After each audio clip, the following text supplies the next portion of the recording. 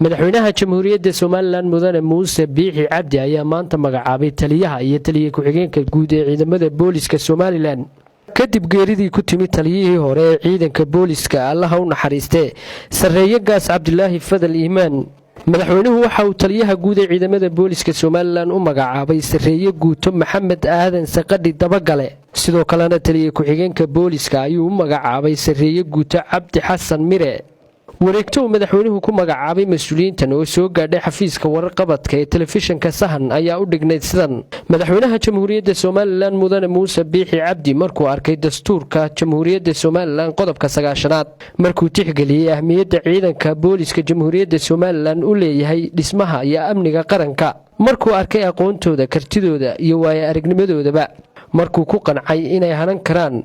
mas'uuliyadda ka dhalanaysa xilalkan, markuu la tashiye la sameeyay cidda ay khusayso, waxa uu go'aansaday in laga bilaabo taariikhda maanta uu Sareeye Guuto Maxamed Aadan Saqadhi Maxamuud ahaado taliyaha guud ee Ciidamada Booliska Somaliland, in Sareeye Guuto Cabdi Xasan Mire Faarax laga bilaabo taariikhda maanta uu ahaado taliye ku-xigeenka koobaad ee Ciidanka Booliska Somaliland. si kastaba ha ahaatee taliyaha cusub ee Ciidamada Booliska maanta loo magacaabay ayaa ka mid ahaa saraakiisha ugu sarreysa ee ciidanka militariga Somaliland. Khalid Mahadaleeli, telefishinka Sahan, Hargeysa.